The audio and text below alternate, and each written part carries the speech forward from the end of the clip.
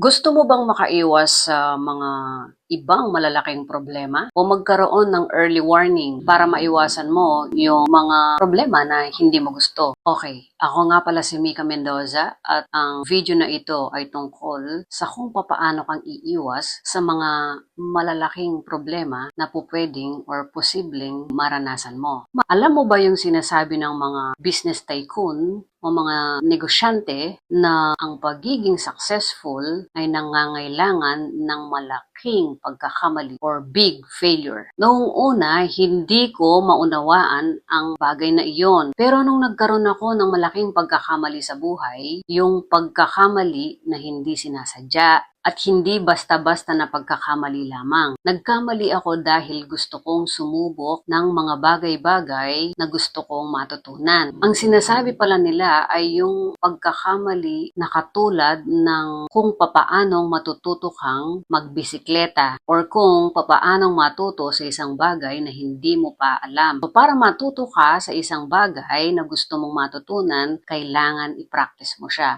Kasi kapag hindi ka nag-practice, hindi ka magkakamali dahil hindi mo pa alam kung ano yung sinusubok mo. So malaking porsyento kapag ikaw ay sumubok, magkakamali at magkakamali ka. Tulad nga ng pagkatuto sa bisikleta. Hindi mo siya agad-agad matututunan kung hindi ka magkakamali, kung hindi ka malalaglag, kung hindi ka mababangga. Ganun lang yung ibig nilang sabihin na kung gusto mong maging successful, kailangan mong magkaroon ng malaking failure dahil yun lamang ang tanging paraan para matuto ka, parang sa bisikleta. Alam mo bang kapag nagkaroon ka na ng malaking pagkakamali sa buhay at naiwasto mo naman iyon sa tamang paraan, magkakaroon ka na din ng kakayahan para maiwasan yung mga susunod pang magiging possible na problem. Agad mo na siyang makikita kasi alam mo na kung paano nagwo-work ang mga bagay-bagay dito sa mundo.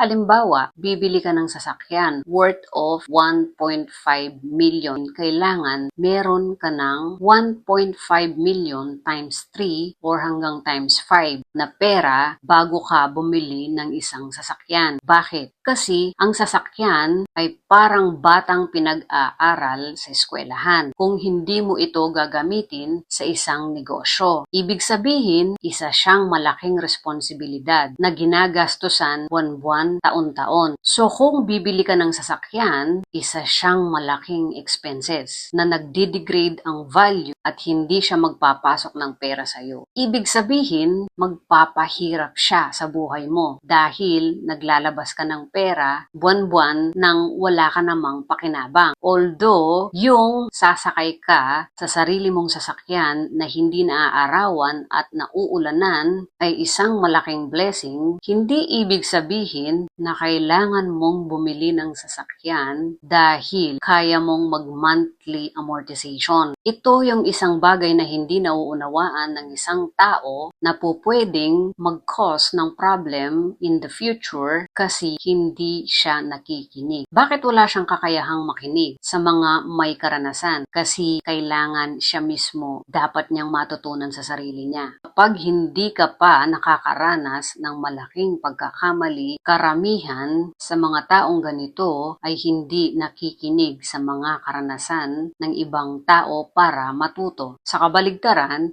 ito naman ang isang malaking blessing sa isang taong nagkaroon na ng malaking pagkakamali. Dahil sa pagkakamaling iyon, matututo kang mag-analyze ng mga bagay-bagay na sinasabi ng isang taong may wisdom o may higit na karanasan para maiwasan mo yung mga posibleng problema sa future. Pero, isa lang ang gusto kong sabihin sa iyo ngayon. Get experiences para at least ikaw mismo sa sarili mo, ma-witness mo kung papaano ba ang magkamali at magsolusyon ng isang malaking problema para alam mo sa mga susunod kung papaanong makinig sa ibang tao. Okay, hanggang dito na lamang ang aking video. Sana may natutunan ka. Do not forget to enjoy your life and always remember God. Okay? And I'll see you on my next video.